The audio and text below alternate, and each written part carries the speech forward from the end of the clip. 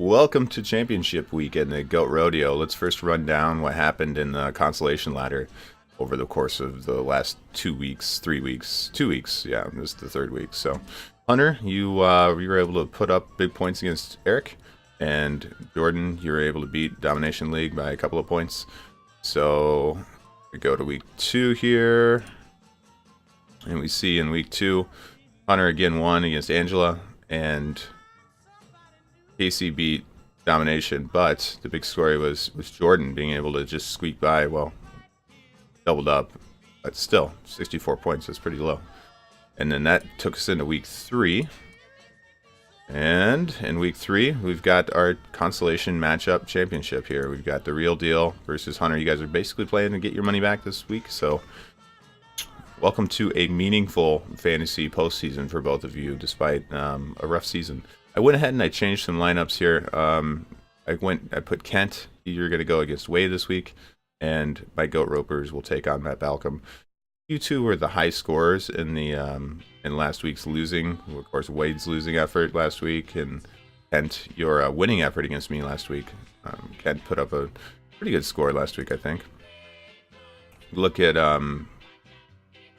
what else happened last week. Chad was able to dominate Wade. There wasn't really any opportunity for Wade to compete here. And Matt, you might have been able to get 24 more points if you would have played all the right players, played all the right guys. But you know what? Who's going to blame you for what you ended up with? I certainly can't blame you for starting Leonard Fournette, because he was a really late scratch. It was, I think, 10:30 in the morning. They finally called him off, so you would have had to be right on top of your lineup. So let's look at the preview for this week. We've got Chad versus Alan, of course, and Chad's got a really challenging lineup.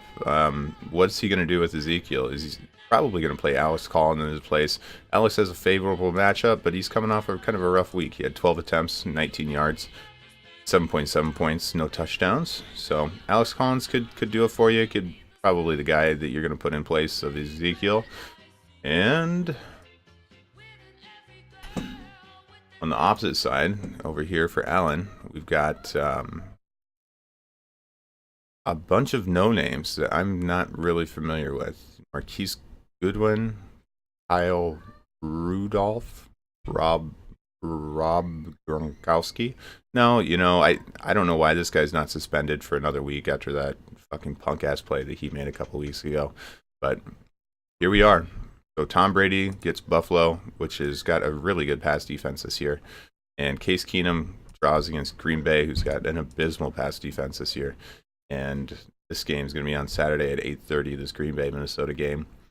It'll be likely a blowout, and Green Bay. Minnesota is currently favored for the first time in, I think, a decade playing in Green Bay, which is saying quite a bit.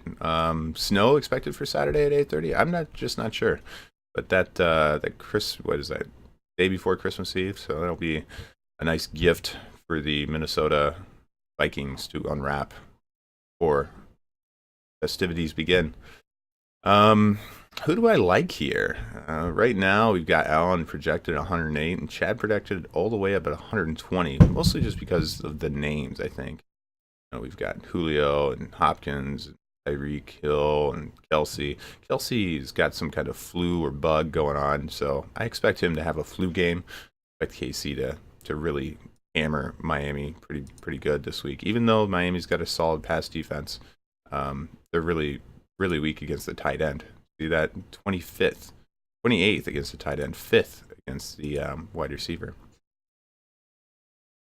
Oh, so who are we gonna pick? I like Chad's lineup, even though you got Alex Collins probably coming in here for Ezekiel, and for some reason I'm thinking Julio's not going to play this week. I don't know. He's got some kind of knee problem, right? Missed an ankle problem and a thumb injury. So the thumb could be the bigger issue in the long run. Jones is getting a maintenance day Wednesday, so the Falcons' next 2 practices may shed light on his health. At worst, Jones' stats for Sunday's games against the Saints won't be clarified until the end of the week, so might have to keep an eye on him right up until game time. But congratulations to both of you guys. You guys both had excellent seasons. Again, you both led your divisions. You led the league with record, and I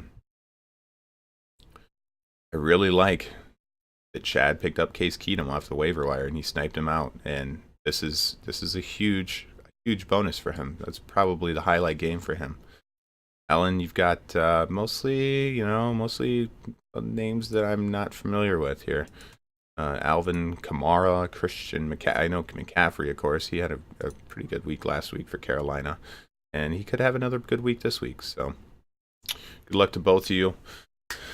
I'm gonna go ahead and I'm gonna take Ducky in this one or Allen's team, just because I'm just not confident in these guys for Allen. In the 2 tight ends set that he's been running with this season is novel, but I don't see it working out for you here. So Ducky, 15-point favorite, easy 15-point favorite here in this game. Thank you all for playing. Thank you all for watching.